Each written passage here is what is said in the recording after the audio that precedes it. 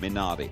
Well, Martin Brundle has been racing at Le Mans, so Mark Blundell, who's driven over 60 Grand Prix, is alongside Murray Walker. Schumacher leads away, Villeneuve is second, and it's a Jordan up into third place. That should be Fisichella. And round they go, Jordan third, Jonah Lacey, and spin, that's Eddie Irvine spinning out. There's somebody's wing or front wing, and Eddie Irvine is already out of the Canadian Grand Prix. Just one Ferrari left, and it's Schumacher. Schumacher is leading, and it's Jacques Villeneuve in second place, and out goes Jan Magnussen. So there must have been a coming together between Eddie Irvine and Jan Magnussen at the beginning of the race. Two retirements from the 22 starters. Schumacher leads, Villeneuve is in second place, and it is Fisichella who is in third place, not Ralf Schumacher. Fisichella is third, John Alesi is in fourth position, then it's the McLaren in fifth position, the rest of them streaming through. Now it's a long, arduous race as ever. It's going to be commanded by strategy. That is Alexander Wurz, incidentally. They are out of the hairpin now into that long straight to come through and complete the first lap. This is the right-left flick at the end of the lap, down to 60 miles an hour. Replay. Yeah, it looks interesting, Murray. You can just see there's some action there. It looks like one of the cars, looks like the Prost car drove into the back of the McLaren, Hakkinen, and Irvine was trying to avoid actually and just spun out. And that's the end of his race at this point. That's a shame.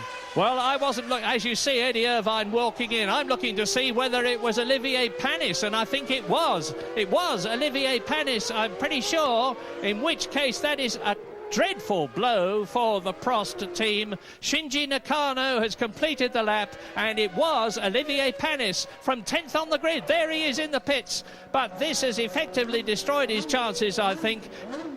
In for a new nose, and we think Mika Hakkinen is coming in. Yes, Mika Hakkinen, I can see him coming into the pit lane, and that is a dreadful blow, not only for Prost and Panis, but of course for Bridgestone, who were relying on him to do well. But now the question is, where is Rubens Barrichello? As you look at Mika Hakkinen in the pit lane, and you can see that his rear wing is completely missing. So it was his wing that was knocked off on the turn when he came together, and Hakkinen has turned his engine off. It looks like a third retirement. So already Eddie Irvine, Jan Magnussen, Mika Hakkinen, 19 runners left, 20 out of the 22 coming towards us.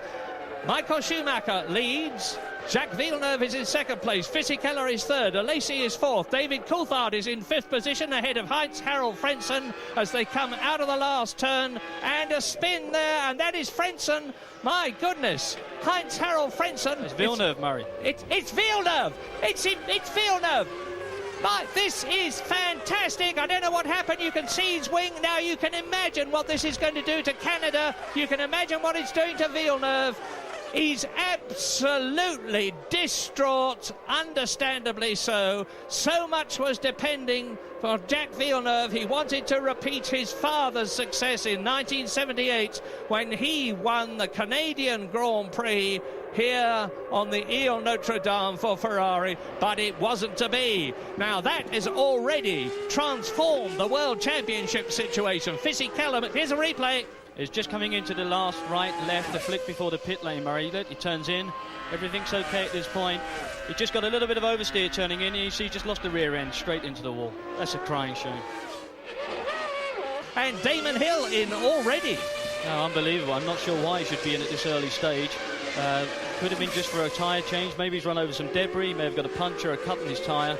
Could even be a vibration where he's blocked the left or right front wheels, and he's coming for a fresh set.